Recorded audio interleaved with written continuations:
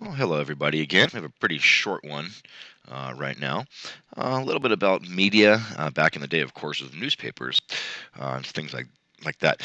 The first one is Joseph Pulitzer, and the name Pulitzer might sound, familiar.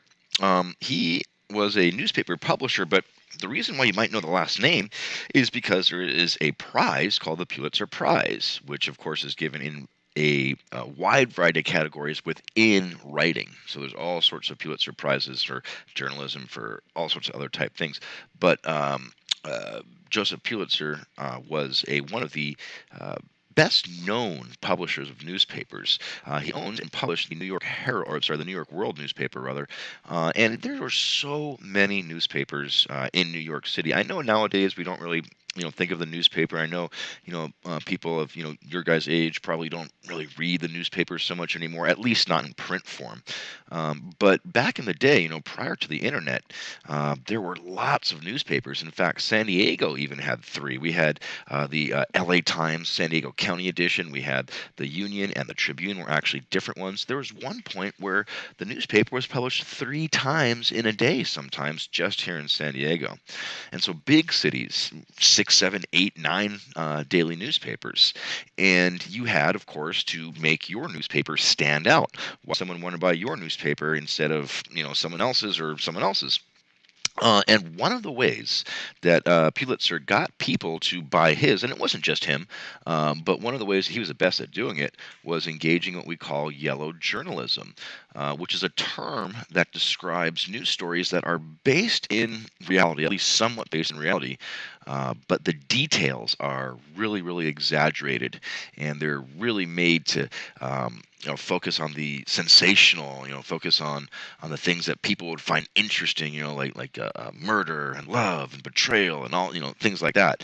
And the main goal, of course, was to sell newspapers as opposed to informing the public. And they'd be loose with the truth and exaggerate just and sensationalize just the goal of selling newspapers. And again, he wasn't the only one, but he certainly was one of the best known. The other one, William Randolph Hearst, was the same sort of yellow journalism type newspaper, but he did the San Francisco Examiner and the New York Morning Journal. So you got two different newspapers on each coast.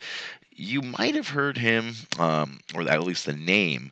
There's Hearst Castle, of course, up in San Simeon, California, and then his daughter, Patty Hearst, was involved in a very bizarre kidnapping and so-called brainwashing situation. Really, really weird. You could look it up. It was a group called the Symbionese Liberation Army, where she was kidnapped and supposedly brainwashed and took part in robbing banks. And it's just one of the more bizarre stories that you'd ever hear. Ashcan School of Art. There's lots of different schools of art. Meaning, when I say school of art, I mean the style. The things that distinguish this particular art style from others.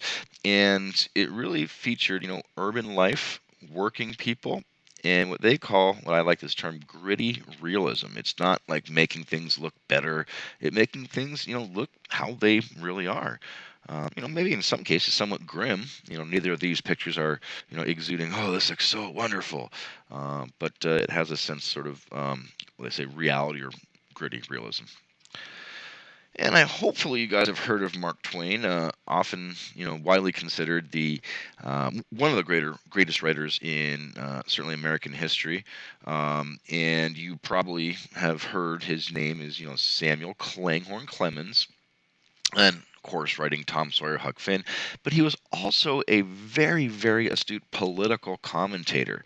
He didn't just write books like Tom Sawyer and Huck Finn. He would write articles in newspapers and really be very, very sharp in his criticisms of the government, but he always did it in a clever, clever way.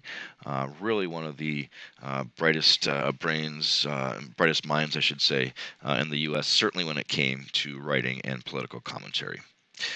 Rural fee delivery. Yes, that was a mail truck, car, I guess. Rural free delivery, of course, rural referring to the countryside. And it's brought this bought packages directly to homes. And we still have this. Anywhere in the United States, we, meaning the U.S. Post Office, will deliver a package to you, and it doesn't cost you. It costs the person that is sending it. So you just pay standard mail, and if your house is out in the middle of nowhere, they'll deliver it to you. And that really allowed the mail order system to take off, and allowed people who lived out further out from the city, allowed them to enjoy the luxuries that people closer to the city could also enjoy. Well, that is it for today. Hope you enjoyed. Thank you very much.